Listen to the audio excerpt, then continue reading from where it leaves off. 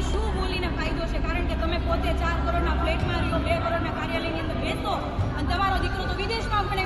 આપણને સૌને ખબર છે કે વારંવાર પેપર લીક થાય છે. ગુજરાતમાં છેલ્લા 10 વર્ષમાં 34 થી વધુ પેપર લીક થયા છે. 12માંથી 11 પ્રશ્નો વાયરલ થાય છે. લાખો યુવાનોનું ભવિષ્ય અંધકારમાં જતું રહે છે. પેલા 10 વર્ષમાં શું કાર્યવાહી કરી પેપર લીક ના થાય એના માટેના તમારી ભાજપ સરકાર શું આયોજનો કર્યા?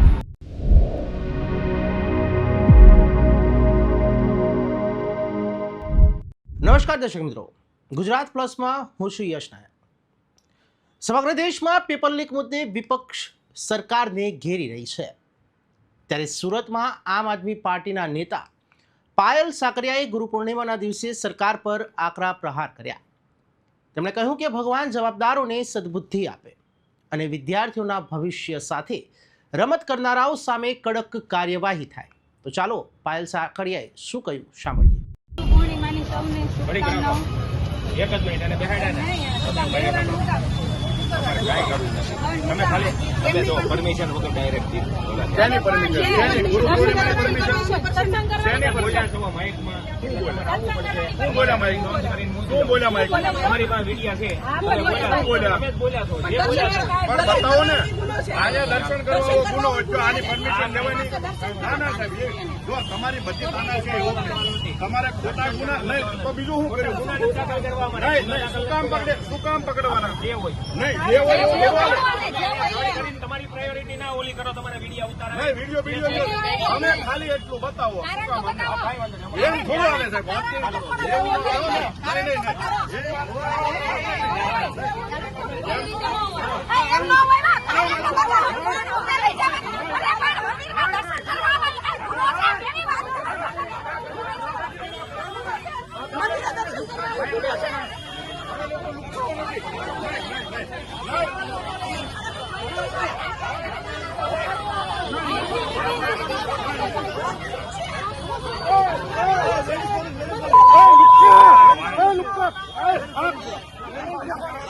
વાત ઉભા રહે. એક મિનિટ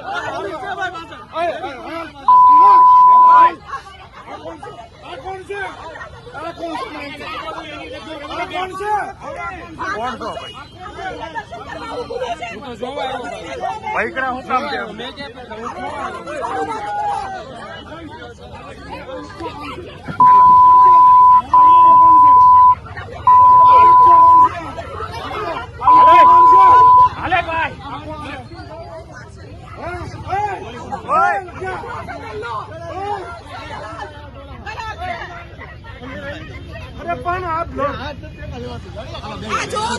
પોલીસ કેવી રીતે દમન ગુજારે છે?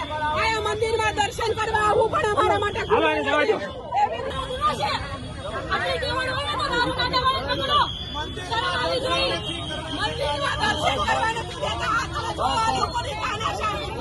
મંદિરમાં દર્શન કરવા ગુનો છે?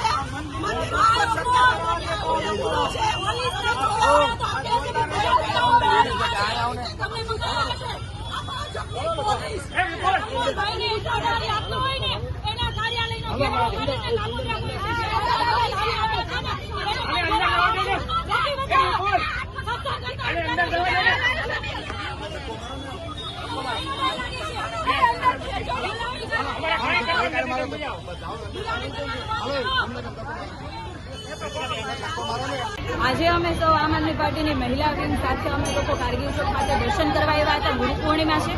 આપણને સૌને ખબર છે કે વારંવાર પેપર લીક થાય છે. ગુજરાતમાં છેલ્લા 10 વર્ષમાં 34 થી વધુ પેપર લીક થયા છે. લાખો વિદ્યાર્થીઓનું જીવન આગમાં ધકેલાઈ ગયું છે, નિરાશાની અંદર ધકેલાઈ ગયું છે.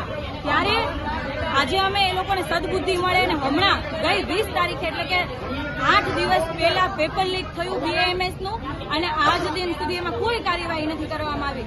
આ પેપર આરોગ્ય વિભાગ દ્વારા લેવામાં આવ્યું હતું. એની જવાબદારી આરોગ્ય વિભાગની આવે અને આરોગ્ય મંત્રી ગઈકાલે એવું નિવેદન આપે છે કે અમુક શબ્દ વાયરલ થયા હતા. 12માંથી 11 પ્રશ્નો વાયરલ થાય છે. લાખો યુવાનોનું ભવિષ્ય અંધકારમાં જતું રહે છે અને આ ધારાસભ્ય એટલે કે અમારા કામરેજ વિધાનસભાના ધારાસભ્ય અને રાજ્યના આરોગ્ય મંત્રી એવો જવાબ આપે છે અમુક શબ્દ વાયરલ થયા હતા. તો એનો મતલબ એવો આખું પેપર બેઠે બેઠું છપાઈ જાય તો જ માનશે. બાકી 12માંથી 11 પ્રશ્નો લીક થયા તો લીક નથી થયા કહેવાય હતા. શરમ આવવી જોઈએ. શરમ કે પેપર લીક થયા પછી એમાં કડક આદેશો આપવા પડે અને જે લોકોએ પેપર લીક કર્યું છે એમના વિરુદ્ધ કાયદેસરની કાર્યવાહી કરવામાં આવે. છેલ્લા 10 વર્ષમાં શું કાર્યવાહી કરી પેપર લીક ના થાય એના માટેના તમારી ભાજપ સરકાર શું આયોજનો કર્યા? દર વખતે પેપર લીક થાય. 10 વર્ષમાં 34 પેપર લીક થવા કઈ નાની વાત નથી. આમાં સામાન્ય માણસ શું કરે? પણ આ તો તમારી પાસે બી શું બોલીને ફાયદો છે? કારણ કે તમે પોતે 4 કરોડના ફ્લેટમાં રહ્યો, 2 કરોડના કાર્યાલયની અંદર બેસો અને તમારો દીકરો તો વિદેશમાં ભણે. તો ગુજરાતના સામાન્ય લોકો માટે તમે શું કરવાના? પેપર જ ફોડવાના? તમારા કમલમને તમારા ઘર જ ભરવાના? અને તમને એવું લાગતું હોય કે આજે અમે જ્યારે ભેગા થયા છીએ તમે પોલીસના ડબ્બા અને મોટી મોટી ગાડીઓ મોકલી દીધી, અમારા ઉપર દમન કરાવડાવશો તો શું અમે બી જશું? ના તો અમે તમારાથી બીએ છીએ, ના તો તમારા પોલીસથી ડરીએ છીએ, ના તમારા પોલીસની લાઠીઓથી ડરીએ છીએ. આજે તો માત્ર અમે મંદિરે દર્શન કરવા આવ્યા હતા અને આ તમામ લોકોને સદબુદ્ધિ આપે એના માટેની પ્રાર્થના કરવામાં આવ્યા હતા.